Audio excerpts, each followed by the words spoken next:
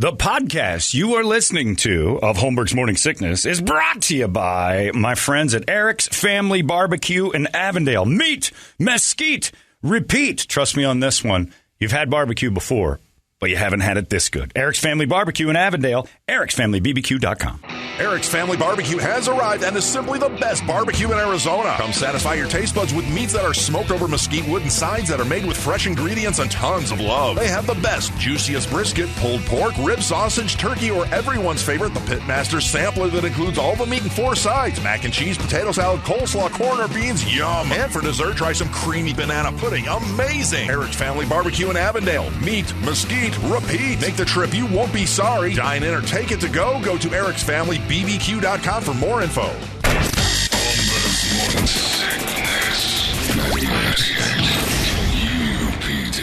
We got closeout possibilities this evening here downtown. Looking pretty good, Just Jim. saying, closeout possibilities. My name's John. There's Brady, Brett, Big Dick Toledo. Closeout day. Today's the day where I'm not saying, I'm just saying. Don't say it. I'm not saying. Mm-hmm. Just letting you know. Are you going to... I'm not going to tonight's game. No. Huh? I got a doctor's thing I have to go to today. I've been waiting 2 months to get in a stupid doctor's appointment at 4:30. And it's about an hour across town for this one. Man. So I don't think I'd be able to make it back. So I'm not going to... I would be really upset if I bought the tickets and then was late. Or unable to get in. Oh, I'd go nuts. But Saturday in Los Angeles... I got to say, Suns fans turned out. Really? It was impressive, yeah. Turned out or turned the F out? Well, they turned the F out because they had turned out. Turned out, Brady. They turned out. Yeah, it was Staples Center was great. I've always been a fan of Los Angeles. I like Los Angeles. I'm one of those weird things that it flows the right way. Everybody goes 100 miles an hour when the things are going fast, that everybody just kind of goes. But there's what happened this weekend, and we'll talk about all the stuff that went on. Mainly this weekend, I walk away saying I'm no longer a proponent of legalized weed. I am now one of those old timey people that I'm just not interested. I'm not. Let's not do it because all it's done is make an entire city smell like dirt weed. That's it. They're allowed to smoke outside weed. Yeah, and that stuff carries inside. Because it sticks to you, Wheaties. You guys smell. You smell terrible. like a wildfire. Oh, it's beyond that. It's just I'd rather have a wildfire like nearby. At least wildfire has nice wood burning. Potentially some mesquite or pine. These Wheaties, they smell horrible. Every elevator I was in, I couldn't breathe, and everybody just sucking down weed, and not good weed. Like they've come so far with weed, and making it great for people, and everybody's getting different in the hydroponics, and it's better this, and it's sweeter that, and it's wetter this, and yet. Legalizing it, everybody's decided to go back 30 years and smoke that same crap we used to have to smell at Tony Roma's all the time in the kitchen with those dirthead cooks. Everybody smells like a cook. Oh, it's awful. But and then there were the moments where, and I've never done this before, so check this off of the, quote, bucket list. As I'm walking into Staples Center in a sea of people, we're hoofing down the road there, and I'm like, whoop, watch your step. Homeless guy. And I literally had to step over a man sleeping. It would be like if he was just right there in the middle of the parking lot. Those are his steps. Steps? Or step. Step? Center of the sidewalk. He's not on anything. Oh, I thought you said you were going down the steps. I had to step over him. Yeah. I was doing the steps. I'm like, I'd have tripped otherwise. Nope. It wasn't his steps. It was just us walking into the Staples Center, right into this area. Laid across the sidewalk. Just asleep, out like I don't know how he's asleep, out like a light. As all the people going into the Staples Center flood this one thing. It would be if you were on the, I guess it would be Jefferson right there, and you're walking into the Suns thing, and got to step over, dude. I've never stepped over a homeless before. I've seen them and gone, there's one, and walked around it. I've never had to actually, I almost stumbled over that fella there, and nobody budged. He had to be dead. There's no way anybody could have slept through that. So there was that moment, and sure, LA's got that going for it, but for the most part, 78 degrees, beautiful weather, outdoor dining. The weed smell stunk, but that's it. I do have to say that in the old man get off my porch moment, there was absolutely nothing wrong with the old system of having a ticket in your hand and getting into an arena. There was nothing wrong with it. It never needed to be bumped up. It never needed to be changed. It never needed to be modernized. I have a ticket. Here's the ticket. Gained access to the that was working. Did you ever have a complaint with, here's my ticket? Absolutely not. I get in the room, and now we are there. And it's printed out on my ticket, and yes, it's a A tangible lot of item. times they take a little tab off of it. Yeah. Too. Fine with all of that. Except when you leave the house and then 10 minutes later, God damn it, I gotta go back. tickets. Yeah, Right. yeah. That's your Other fault. than that, yeah. Oh, yeah. Yeah, That's totally. not the system not Right. working. That's you No, not you're being a playing moron, it. yeah. So we get all the way to the Staples Center. These were purchased tickets. Kevin Ray, TV voice of the Suns, Kevin Ray, has got his phone, and it's now not downloading The ticket. the ticket app. Oh, It's got the QR code that you have to flash up against the other thing to get the site, but it won't work. And there's probably another 200, 250 people standing outside Staples Center that just stood in line to go in that are told, well, your QR code it's not a thing. And he's like, well, it won't work. And the people behind us are like, mine either. Staples Center, somehow or another, accidentally sold tickets to a small group of people to a game that doesn't exist, according to the computer, which is like 2 days from now. So it's for the next game. So he's like, but it said this tonight's game, you just have to click on this, but it just confused itself and do it. So we're standing outside. So Kevin's pitching a fit, and rightfully so. Like, you guys did, I spent the money. I'm here. You got to figure this out. The seats are empty because they're sold. yeah. But you got to figure out what's going on here. Did you double sell, or are you guys pulling some scam here? They had no answers. There's no give backs. So a guy comes around the corner from the thing about, we're 7 minutes into the first quarter. We're still not in. And another guy named Hagen's there. He had the same exact problem. These old ladies are there. These kids are there. Everybody's having the same issue. So finally, this guy comes and goes, we're very sorry. Here you go. Here's your tickets. Well, that was a different seat. So I'm with Kevin Ray, and I'm like, and he goes, this is just goddamn ridiculous. Just ridiculous. I'm like, I'm with you, man. He goes, can't believe it. And I'm like, did we at least get good tickets? Oh, we got Veer upgrade. This is worth every second. We're front row right behind the Suns bench. I mean, it was the best seats I've ever had to a basketball game in my life. wow. It was unbelievable. So we're like, okay, kind of worth it. That's better. But there was absolutely nothing wrong with the old, I have a ticket, let me in. Nothing. And everybody, and if your phone dies and all this other stuff, people were just like, there's hundreds of them standing outside while the Clipper organization tried to figure out the computer. And nerdy computer types will say, oh, sorry, Grandpa, I didn't realize that you're... No. IT knobs. Marcus is texting you right now, I'm sure. It wasn't a broken system that required an IT guy. It's the less IT guys we need in our lives, the better. Completely. Like, I don't need to go, oh, this system's not working, let's shut it down, especially for an event like this. It saves paper. Save paper all you want. I don't care. But, yeah, it was just ridiculous. So we get into the game. It was outrageous. It was an all-day drunk Saturday. We started on the plane ride over. We had drinks when we landed. We get to the hotel, have a couple more drinks, get into this restaurant, pounding some drinks. We were marathon drinkers. Crushed it. Suns pick up the win in what is maybe the worst basketball game that's ever been played. I think perhaps 16 Old school. No, it wasn't old school. It was terrible. It was WNBA style basketball, and it was Not 1 3-point in the whole fourth quarter by either team. Well, they were 9 of 51 as combined as teams, shooting 30-something% total for the. It was a horrible basketball. I can't imagine what it was like to watch on TV because live it was like, whew, all right, it's 70-70, and there's 2.5 minutes left, and I'm not so sure we're going to see 80. And they missed 16 shots in a row combined. At one point, 16 trips, nothing. You're like, this is hard to watch. Even the commentators had nothing after a while. They're just like, oh, there we go. Another miss shot. Yeah. Guys are not hitting anything. And so we'll see. But tonight, both teams are due for great shooting nights. Both teams are due for a good could be an performance. explosion. This could be a 134-130 game. This could be crazy. Also, wouldn't be surprised if the referees got more involved and started to play.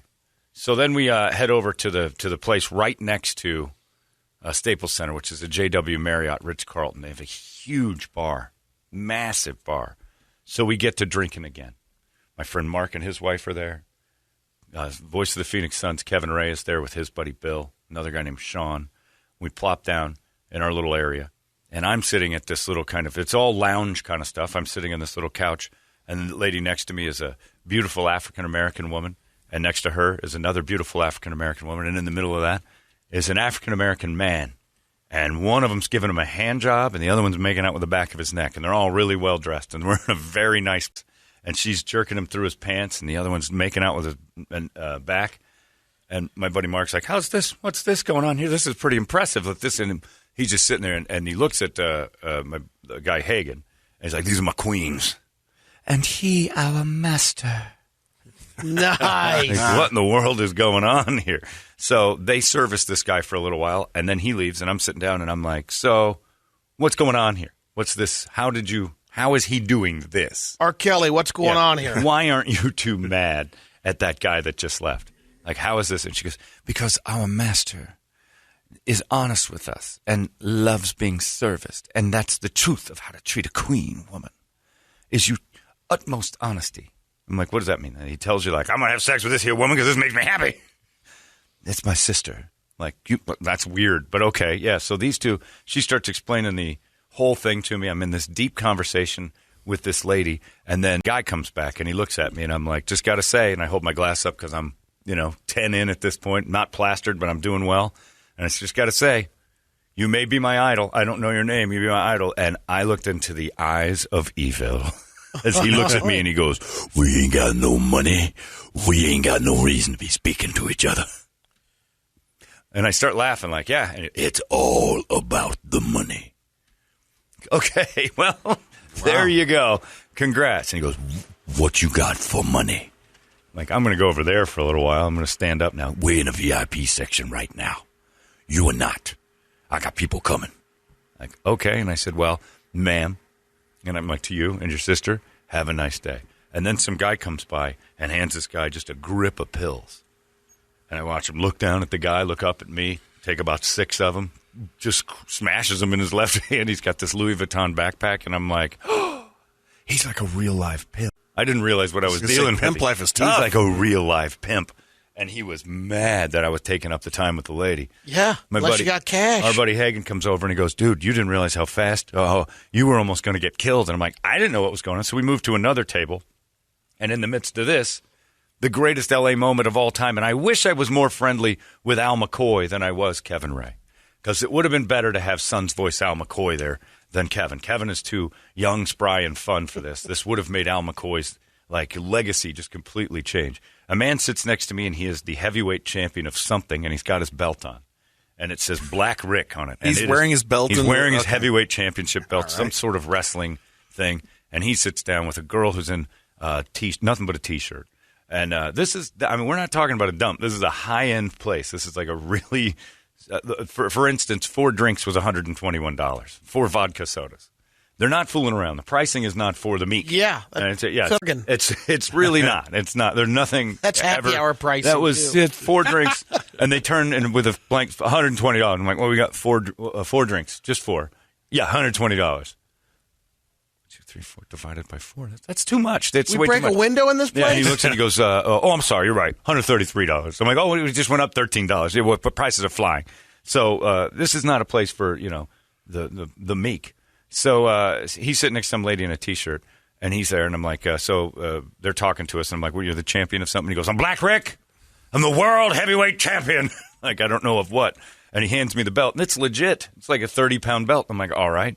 So then Kevin Ray, voice of the Suns, who's plastered, he looks at it. We all pass the thing around. We're drunk and whatever. I'm like, "So is this your girlfriend?" "No, I'm here with my fiance, but he's up in the bed, so I decided to do a little swimming with Black Rick." I'm like, "Oh, Black Rick was in the jacuzzi?" And he goes, "I had to be in the jacuzzi at night because of my friend Earl." Well, okay. Makes sense. So I go and I have conversation with somebody else. It does make sense because I turned around and there was Earl. He's an albino. He can't swim in the daytime. He has to only swim at night. So albino Earl in cabana I'm Earl clothes. the Pearl. Yeah, he's a black albino. Wouldn't have made it through Africa in a day. A black albino, a lady in nothing but a T-shirt, the heavyweight champion, sitting next to us. And I'm looking around I'm like, we get a midget and like a pirate, and this is the best night of all time. So while this is all going on, I look over at Son's voice, Kevin Ray, and he's talking near a championship bodybuilder who has decided to eyeball me and then begin to go through his routine of flexing. And I'm like, what is going? He's like 5 feet from him. I've got the heavyweight champ, Earl the Pearl albino, this lady in a T-shirt. I got a flexing giant. And then he just takes his shirt off and now he's in a flex. Well, Kevin Ray's not having that. It's a circus. He works too hard. So Kevin Ray grabs the championship belt. Next thing you know, Son's voice, and this is where I wish it was Al McCoy more than anything else. Son's voice, Kevin Ray has hit it off in a flex off with the, this Lee, what's his name guy that used to be the huge, that size dude. And they're in a flex off and thing. Finds out later that the bodybuilder is mute, can't speak, doesn't know how to, he can't say words. He's mute. He's communicating through his poses. Friend, he poses to you, and then his friend, you're like, wow, that's pretty amazing. What's your name? And his friend goes, he can't talk. Oh, okay. Is he? He's mute. I'm like, he can't, Earl's his translator. He can't work words. He's not. I'm like, I don't know how real this actually is, or if we're being put on. Oh, and then a girl comes over to me and says, which one of you is Bill Hagen? I said, that guy over there. I've been paid to give Bill a kiss on the forehead. And I'm like, oh. And she goes, and yes, I have the greatest ass you have ever seen. All right, we got to. And did she? Yeah, it's pretty good. All right. I mean, I'll put it in the top 10. I'm not going to go crazy. I was drunk. Top 10's still good. I've been around for a while. Yeah. I've seen a lot of butts. I bowled a lot of butts, and I have. Nobody introduces himself like that. This is purely a Los Angeles thing. Meanwhile, Kevin Ray's over there now. He's got the championship belt on. His shirt's off. He's gone. He's gone into a weightlifting competition. This lady's trying to kiss Bill. He's like, I don't want anything to do with this. We're not playing this. I don't know who you are. I feel like I'm being trapped. And it's because Bill's friend Sean was paying people to come kiss Bill. And so the line had begun. And hundreds of dollars was leaving one guy's pocket to go kiss this other dude. It was insane. It was the craziest night ever. And I just wanted a midget. And then we got our wish because at the end, a Somali pirate started to talk to Kevin Ray. I wish I was making any of this up. I look over and I'm like, what's this with Captain Phillips? Where did he come from? And he's going, the Clippers will come back outside. What? I'm like, none of this can be real. But it made me miss Los Angeles because this never happens down at Marley's. I could sit in the Sheraton all day in Phoenix and never have an albino, a heavyweight champion, a weightlifter, a girl in a T-shirt, and a Somali pirate. Meanwhile, the best ass I've ever seen wandering around paying for kisses. Come on. And the pimp. I forgot about the pimp and the hookers. Yes. Yeah, that's a full array of it was characters. Within an hour and a half. And all I wanted was to see Al McCoy with his shirt off wearing the heavyweight championship belt going, I'm drunk. Wham, bam, slam. Shut down. Yeah, Shazam. I can't breathe. Put it in the old deep freeze. It was the craziest, like, we got to get out of here. 1 a.m, Kevin goes, I got to eat. And I'm like, we got to go. I don't know what's coming next, but this is the goofiest night I've ever been here.